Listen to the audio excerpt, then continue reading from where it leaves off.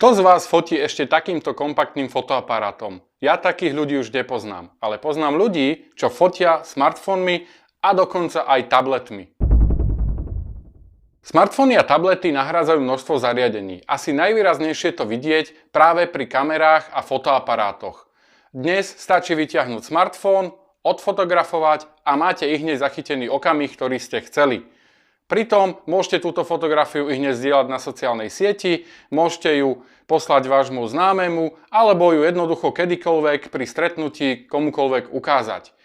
Ako si však vybrať fotoaparát taký, aby ste mali tie fotografie čo najlepšie, to vám poradíme práve teraz.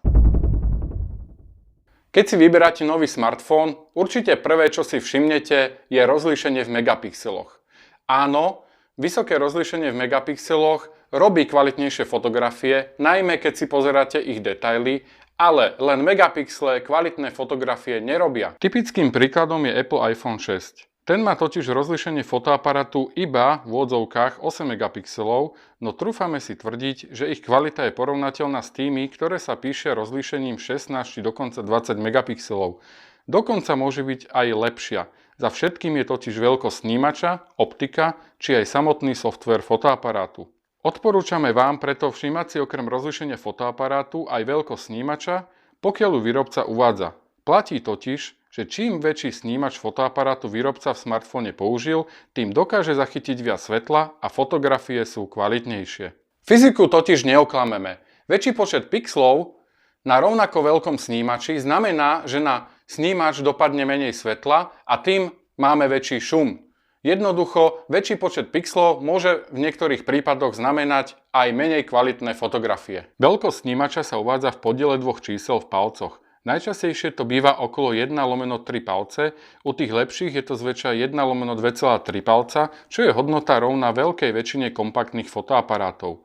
Čím je číslo za jednotkou a lomítkom nižšie, tým je snímač väčší a kvalitnejší.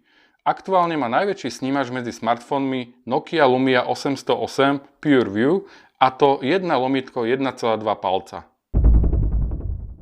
Ak má fotoaparát v smartfóne dostatočne veľký snímač a zároveň väčší počet megapixlov, ešte všetko môže pokaziť optika. Najlepšie je, ak sa skladá optika z viacerých optických členov, ako je to napríklad v prípade smartfónov Sony Xperia séria Z. Obyčajné sklá môžu celkový výsledok fotografií výrazne znížiť. Bežne je však detailné informácie o optike fotoaparátu ťažké získať, preto sledujte recenzie, napríklad aj na našom portáli Techbox. Dôležitá je aj tzv. Svetelnosť, teda prepustnosť svetla cez objektív. Situácia je obdobná ako pri snímačoch, menšie číslo znamená viac svetla a kvalitné fotografie. Napríklad objektív s clonovým číslom 1,4 je lepšia hodnota ako 2,0.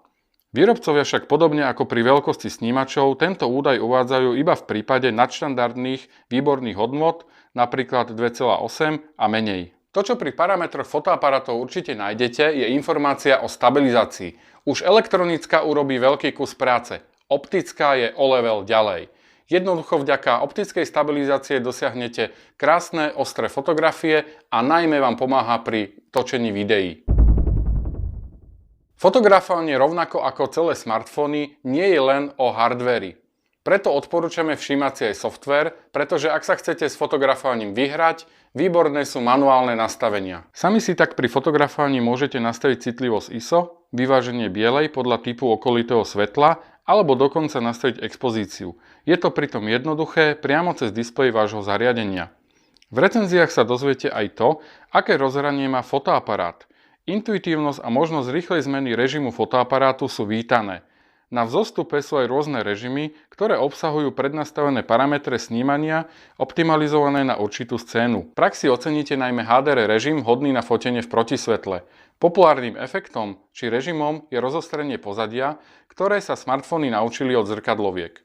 Už samozrejmosťou je režim makro, ale aj rôzne režimy ako panoráma či také, ktoré dokážu vytvoriť dokonalé fotografie pohybujúcich sa objektov alebo aj nočné fotografie. Pri videách vás poteší možnosť nastaviť si frekvenciu snímania. Ak máte možnosť vytvoriť si videá zo 60 fps, budete nadšení z kvality obrazu. Dbajte na to, aby smartfón nahrával aspoň Full HD videá, Ultra HD sú zatiaľ zbytočne náročné na dáta a navyše si ich pozrie len minimálne percento používateľov.